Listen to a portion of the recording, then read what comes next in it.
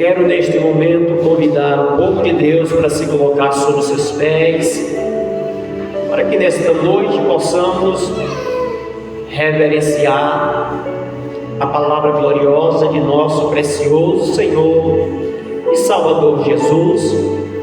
E abrir sua Bíblia comigo no livro de Lucas, no capítulo de número 4.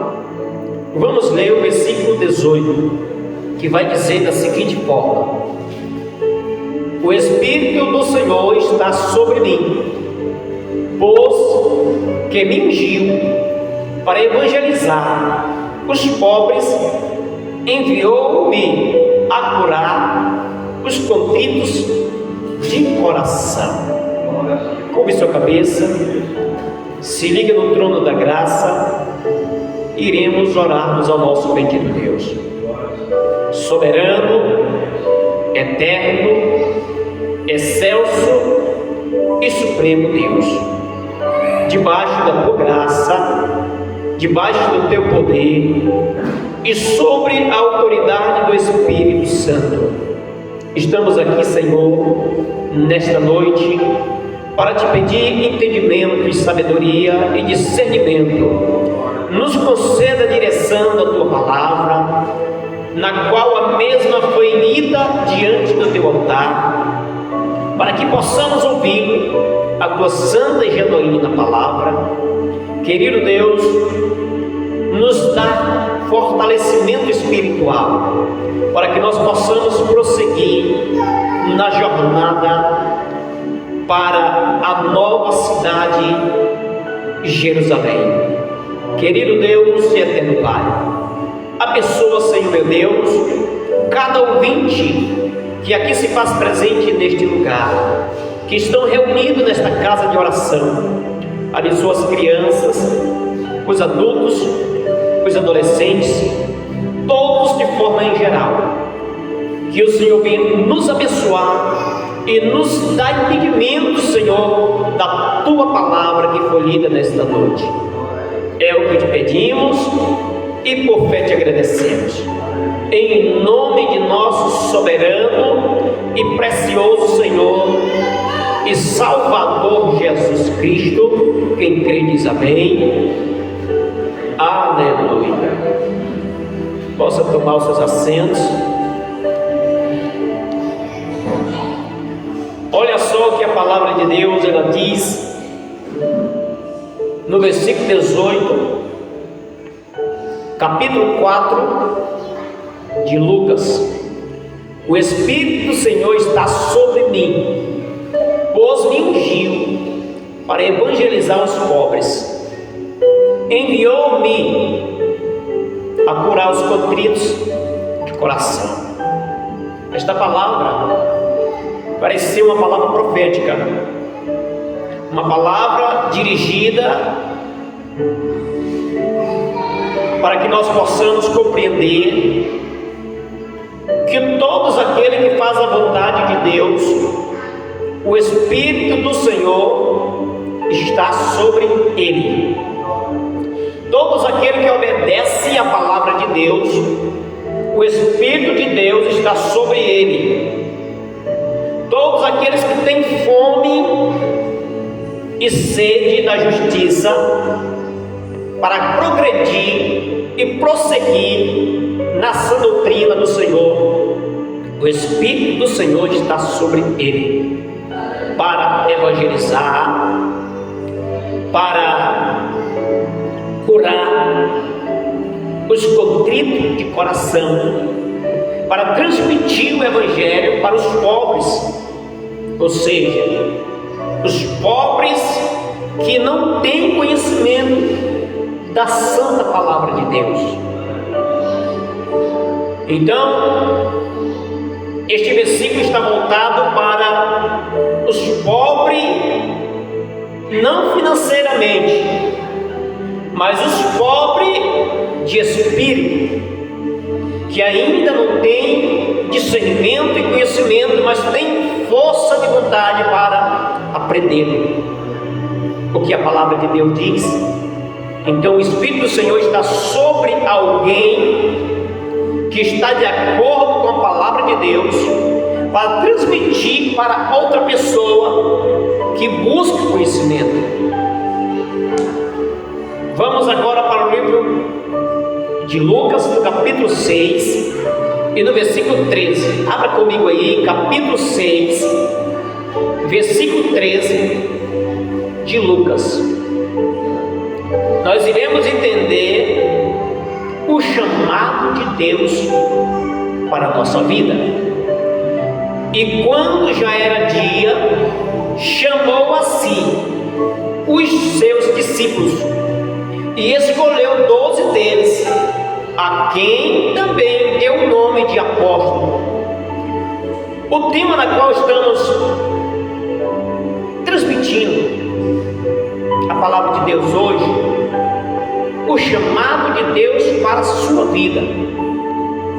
Assim como os apóstolos, os discípulos de Jesus, no tempo de nossos patriarcas, receberam um chamado do próprio Jesus. No versículo 13 do capítulo 6 de Lucas está dizendo: quando já era dia, chamou a si os seus discípulos e escolheu 12 deles, a quem também deu o nome de apóstolo. Jesus, ele chama os seus discípulos para que eles venham segui-lo, os seus ensinamentos. E a partir do momento que nós iremos até Jesus, para que possamos prosseguir com os ensinamentos de Jesus, nós iremos entender que Ele nos transmitiu para nós o chamado este, para que nós possamos entrar no arado, entrar numa lavoura. Que lavoura é esta? Que arado é este? Um arado na qual iremos transmiti-lo a genuína e bendita palavra do Senhor. Este arado é um arado na qual flui alguém para a vida eterna. Se a pessoa ouvir a palavra de Deus, obedecer os ensinamentos de Cristo Jesus, esta pessoa irá receber vida eterna. Deus, ele chamou nós para que nós possamos ter mudança de vida.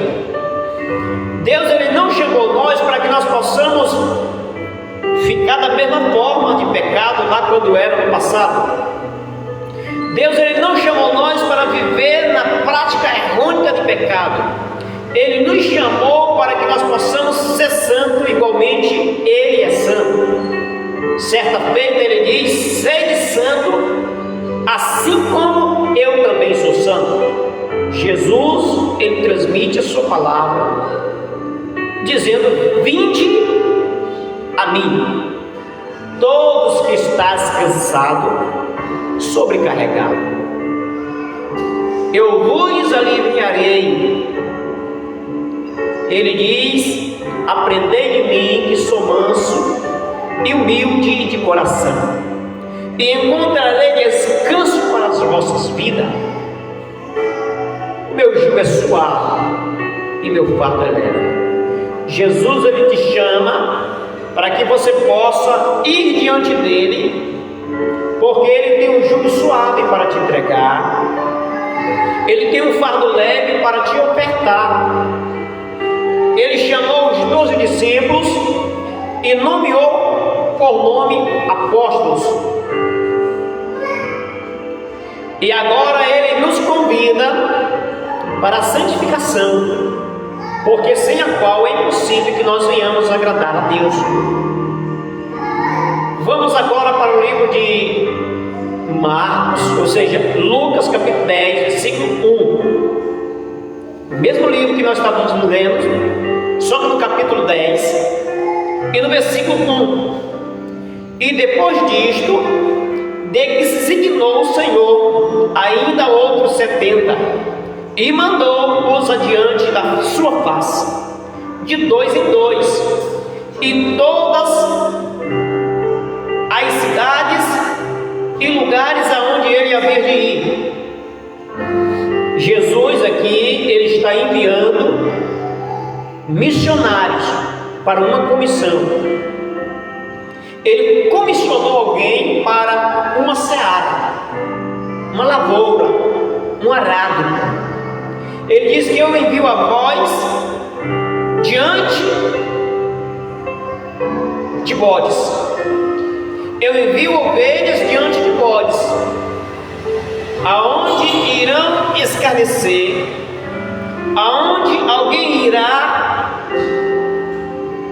falar contra a sã doutrina, aonde alguém irá rejeitar a palavra de Cristo. Mas Jesus, ele manda 72 discípulos para ir diante das ovelhas perdidas, na qual ele havia de passar por ali. Antes que Jesus vai para um lugar para transmitir a palavra naquela época, antes que ele ia, primeiramente ele mandava alguém ir adiante dele. Antes de Jesus aparecer para ser batizado por João Batista, Deus já tinha determinado no coração de João Batista para vir, para que quando ele viesse testificando daquela verdadeira luz que se chama Jesus, alguém já viesse alimentar a palavra com a palavra de Deus para abrir caminhos para que Jesus pudesse passar. E agora Jesus designa 72 discípulos para ir diante das ovelhas perdidas, diante das vilas e aldeias. Para quê? Para transmitir a palavra de Deus, para transmitir cura, para libertar os possessos, para fazer com que o doente venha a ser restaurado de suas enfermidades. E então Jesus manda os discípulos. Esses missionários saíram de vilas e vilas, de cidades em cidades, propagando a palavra de Deus acerca do reino dos céus. E ele disse assim: não leves 2 capas, nem alforje, nem salve alguém pelo meio do caminho. Não leve mantimento nas suas bolsas. A casa que você chegar, saúda aquela casa. Se ali tiver filho de paz naquele lar, devolva a paz para ele. E recline sobre aquela casa e fique ali até o tempo determinado que se faça pregações naquela cidade. Porém, a casa que não tiver um filho de paz, que lhe rejeitarem, saia daquela casa, sacuda as suas sandálias dos pés, para que a poeira daquele lugar não contamine outro lugar na qual você irá adiante. Jesus disse assim: de graça recebi, de graça vos dá. Muitas das vezes nós vemos missionários pelas cidades afora, mesmo em redes sociais, transmitindo a palavra de Deus de acordo com o que o Senhor Jesus comissionou. Infelizmente, existem outros que cobram para ser missionário, mas o que Jesus Cristo disse: vá diante das ovelhas perdidas, porque de graça vos recebi e de graça vos dai. Jesus está dizendo que a pregação acerca do Reino dos Céus,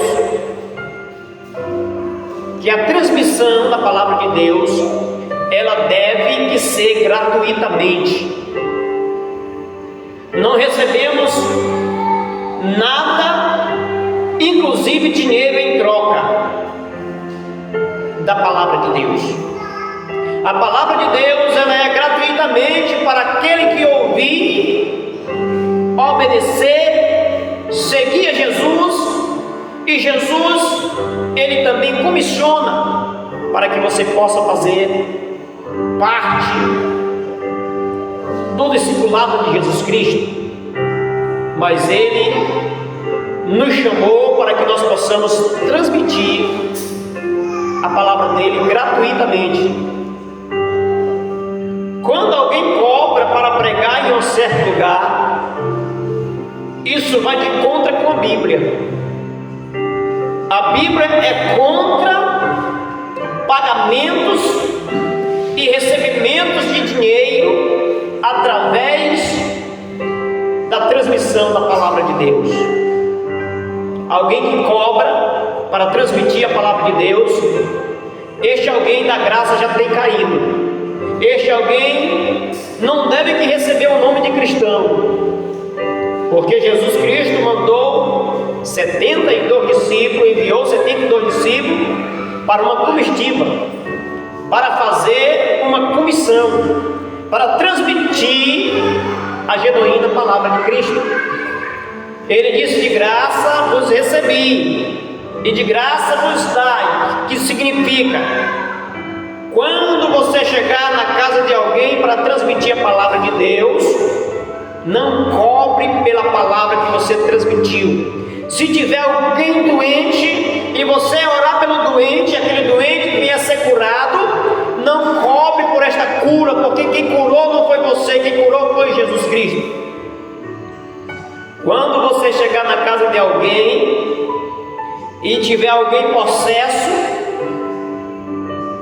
e você repreender aquele demônio que está sob o possesso, você não irá cobrar nada, porque Jesus Cristo já pagou a nossa conta lá na cruz do Calvário. E é assim que os verdadeiros cristãos fazem. É assim que o verdadeiro missionário faz, não cobrando dinheiro para transmitir a palavra de Deus. Jesus nos chamou, não foi para que nós possamos cobrar alguém para transmitir a palavra de Deus de forma alguma, é para que nós possamos fazer com que este alguém se renda aos pés do Senhor através da sua palavra. O livro de João, no capítulo 6, no versículo 70, diz assim: respondeu-lhe Jesus: não vos escolhi a vós, os 12, e um de vós é um diabo. Jesus está dizendo aqui que ele escolheu 12 discípulos, 12 apóstolos, mas só que um deles, na qual levava a bolsa do dinheiro, este era o diabo. Jesus estava falando de Judas Iscariotes. Judas Iscariotes, ele traiu Jesus com 30 moedas de prata. Este valor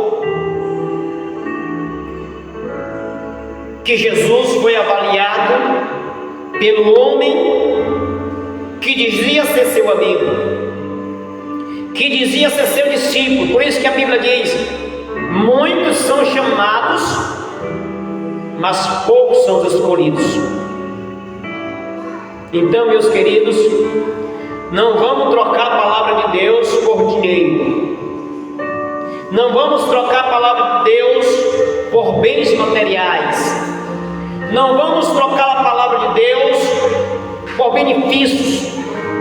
Iremos falar da grandeza do Senhor Jesus de bom grado, não por torpe ganância, nem por força, nem por violência, mas que seja em conformidade, que a palavra de Deus seja transmitida de uma forma amigável, de uma forma coerente, de uma forma fiel.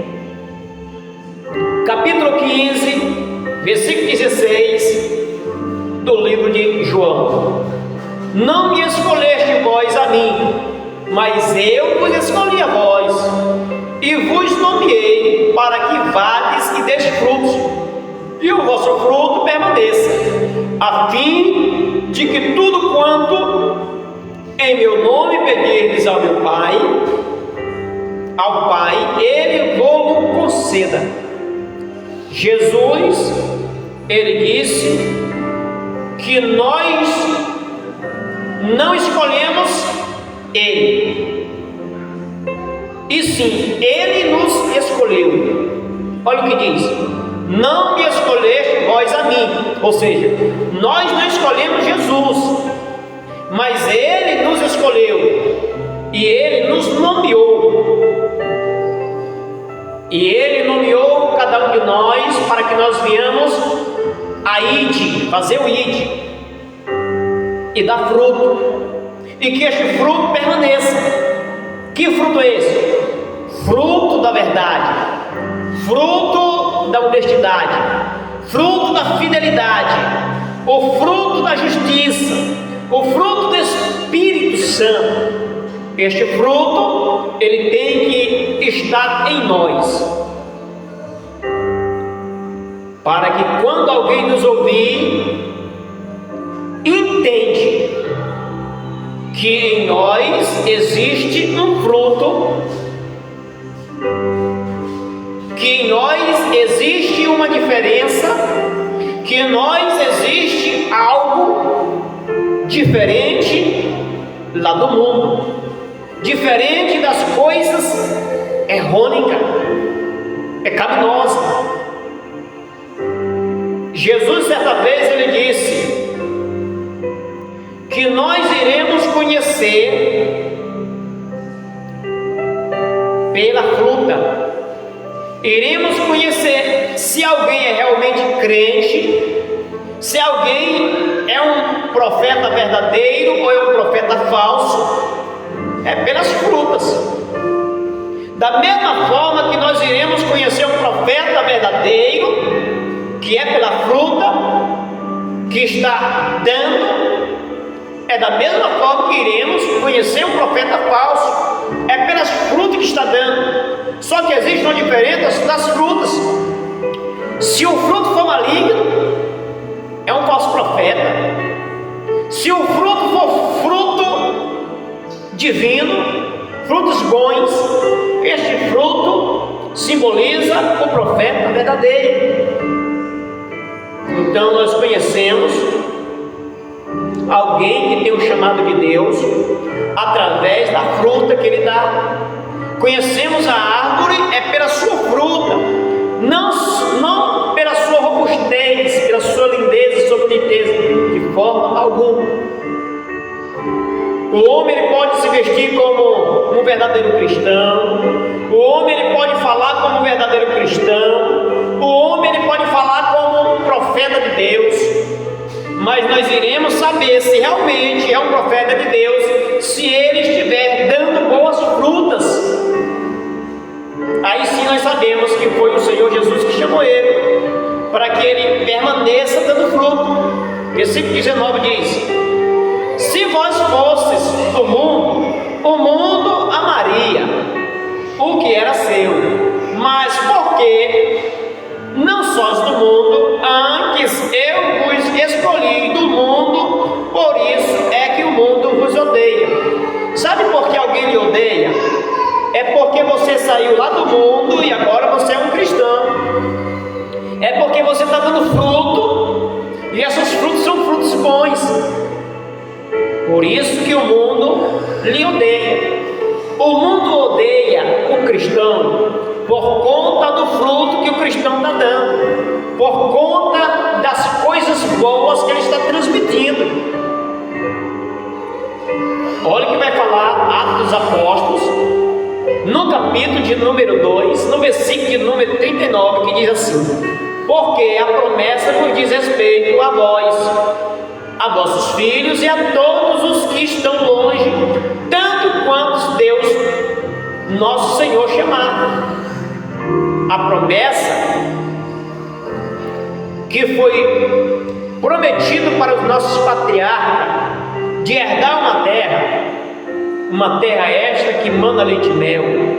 É a mesma promessa que Jesus prometeu a nós, para que nós possamos herdar a vida eterna. Só que aquele povo que receberam uma promessa, que receberam um chamado, e através desse chamado para entrar numa terra prometida por nome Canaã, não entraram por causa da rebeldia, por causa da desobediência, por causa da infidelidade. Mas nós que estamos seguindo esta jornada com Cristo Jesus, se obedecermos os preceitos, as ordenanças e os mandamentos de nosso Senhor Jesus, nós iremos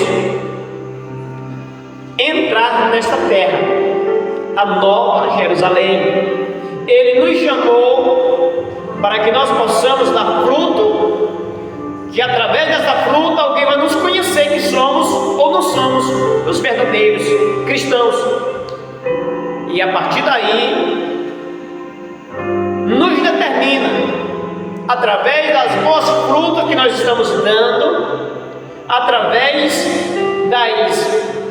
da frutificação que estamos frutificando para Cristo. Frutificando, que eu estou dizendo, é sair das coisas que pertencem ao mundo, para entrar agora para as coisas que pertencem a Deus, para obedecer a Cristo e desprezar as coisas mundanas. E isso é um fruto que nós temos que mostrar para alguém que nós estamos dando fruto. Nós somos chamados para dar boas frutas, e se nós darmos boas frutas, nós seremos galardoados por isso, nós seremos privilegiados por isso. Romanos, no capítulo 8, no versículo 29 e o versículo 30 diz: porque os que dantes conheceu também os predestinou para serem conforme a imagem de seu Filho, a fim de que ele seja o primogênito entre muitos irmãos. E aos que predestinou, a estes também chamou, e aos que chamou, a estes também justificou, e aos que justificou, a estes também glorificou. Olha, naquela época em que os nossos patriarcas foram chamados para fazer boa obra, eu venho lembrar de Moisés. Moisés recebeu um grande chamado. O chamado de Moisés era um chamado muito duro, muito sério e muito perigoso, para libertar um povo que estava sendo aprisionado por Faraó, o rei do Egito. Só que Deus era com ele, e ele libertou aquele povo do Egito. E agora chega para nós este chamado, para que nós possamos ir aos confins da terra, para trazer as boas novas àqueles que ainda não entendem, para que eles possam ser libertos das garras do inimigo. 1 Coríntios, no capítulo de número 1 e no versículo de número 27. Mas Deus escolheu as coisas loucas deste mundo para confundir as sábias, e Deus escolheu as coisas fracas deste mundo para confundir as fortes. Deus escolheu Moisés. Moisés era leigo, Moisés não sabia bem falar, mas mesmo assim ele escolheu Moisés para libertar um povo lá que estava sendo aprisionado por Faraó. Da mesma forma Deus faz conosco. Ele nos tira da lamação do pecado, Ele nos levanta da lama, do pó, das coisas errôneas desta vida, nos fortalece na fé, nos chama possamos confundir os sábios. Deus escolheu as coisas loucas deste mundo para confundir as sábias. Deus escolheu as coisas fracas deste mundo para confundir as fortes. Nós somos fraquinhos, mas Deus nos escolheu, mesmo nós sendo fracos, para confundir os fortes. Eu lembro de Davi com Golias. Davi sendo um homem muito pequeno, o povo achava ele muito franzininho, muito pequeno, muito sem força, fraco. Então tal que chegou uma ocasião que o rei Saul colocou o capacete sobre Davi, colocou uma espada sobre ele, uma lança, para que ele pudesse lutar contra Golias. Golias era um grandalhão. Golias era um homem filisteu que afrontava o povo de Israel. Mas Deus chamou Davi, sendo pequeno, sendo fraco, para confundir os fortes. E ele confundiu o rei Saul. O rei Saul disse: tu, pequenino, vai lutar contra Golias, o homem gigante desta terra. E ele disse: eu vou, em nome do Senhor Jesus. Olha, o nome do Senhor Jesus tem poder nesta terra. O nome do Senhor Jesus, ele tem poder em todo lugar. Tudo que nós fazemos, nós temos que colocar o nome do Senhor Jesus em primeiro lugar. E lá foi Davi. Não se achou muito legal com aquelas armações, com aqueles armamentos, com aquela espada grande, com aquele capacete na sua cabeça, com aqueles protetores, escudos para proteger a sua vida. Ele disse: não, eu vou só apenas com o nome de Jesus e vou derrotar aquele incircunciso. E Davi foi apenas com uma funda. Ele entrou no riacho. Naquele ribeiro ele pegou 5 pedras. Essas 5 pedras, meus queridos, se nós formos para a área espiritual agora, nós entendemos que simboliza o nome de Jesus. O nome de Jesus, se nós formos entender, tem 5 letras: J-E-S-U-S. Aquelas 5 pedras simbolizavam o nome de Jesus. Porque ele disse: Saul, eu vou em nome de Jesus. Ele disse para Davi, ou seja, Davi disse para Golias. Golias disse: por acaso sou eu um campo para que tu venha até mim com pedras e paus? Porque Davi estava com seu cajado, estava com pedra, e a funda que ele rodava a pedra na funda e lançava à distância. E aquele gigante da colina caçoou de Davi. Ele disse: será possível que tu está me chamando de cão, de cachorro, para vir até a mim com varas paus e pedras nas mãos? E ele olhou para o gigante e disse: ei, tu vem até eu com espadas, escudos e capacete, mas eu sou diferente. Eu vou até tu em nome de Jesus. E ele começou a rodar aquela funda na sua mão, começou a rodar a pedra na sua mão com aquela funda e arremessou. A Bíblia diz que quando Davi solta a pedra da funda, aquela pedra foi com uma velocidade sobrenatural, entrou pela viseira do capacete de Golias e acertou na testa de Golias, em um lugar fatal. E Golias, em vez dele cair para trás, ele fez diferente. Ele cai nos pés de Davi.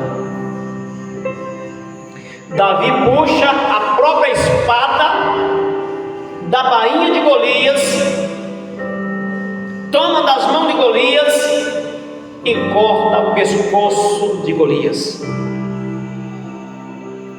Aonde a Bíblia está dizendo aqui que Deus escolheu as coisas loucas deste mundo para confundir as sábias, e Deus escolheu as coisas fracas deste mundo para confundir as fortes. É assim que Deus faz. Na vista humana, nós achamos alguém fraco, mas na área espiritual, nós entendemos que é da fraqueza que se tornamos fortes. É na fraqueza que nós somos mais que vencedor, porque é na fraqueza que nós vamos buscar a Deus.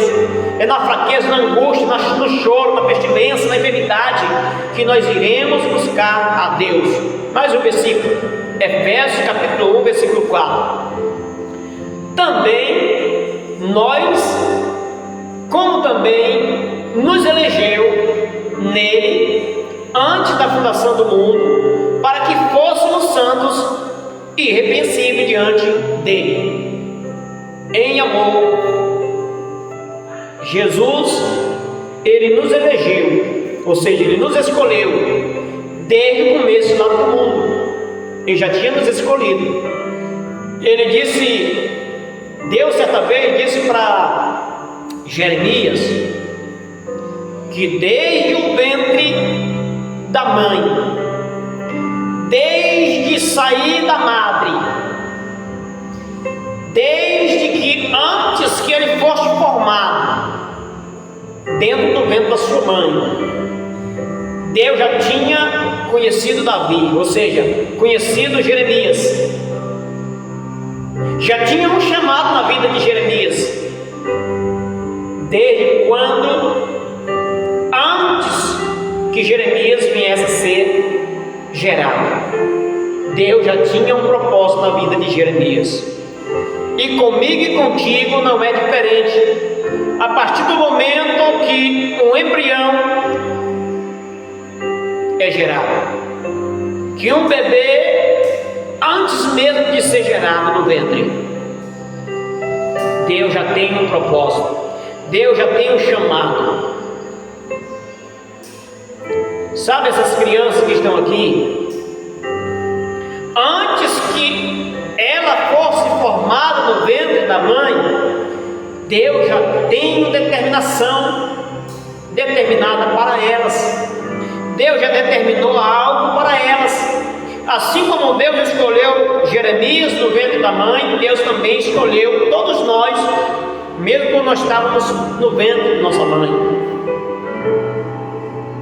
A escolha de Deus em nós é para que nós possamos ser santos, irrepreensíveis diante do Senhor. 1 Timóteo capítulo 6, versículo 12 diz: milita a boa milícia na fé, toma posse da vida eterna, para a qual também foste chamado, tendo já feito boa confissão diante de muitas testemunhas. Aqui mais um chamado de Deus para a nossa vida. Milita a boa milícia. O que significa isso? Nós temos que ir adiante, trabalhar na obra do Senhor, ou militar na obra do Senhor, na fé, na boa confissão da fé, para que possamos tomar posse da vida eterna. Milita a boa milícia da fé, toma posse da vida eterna, para a qual também foste chamado. Nós somos chamados para receber a vida eterna, mas infelizmente nem todos irão entrar na vida eterna, mas somente aqueles que fazem a vontade de Deus. Aleluia.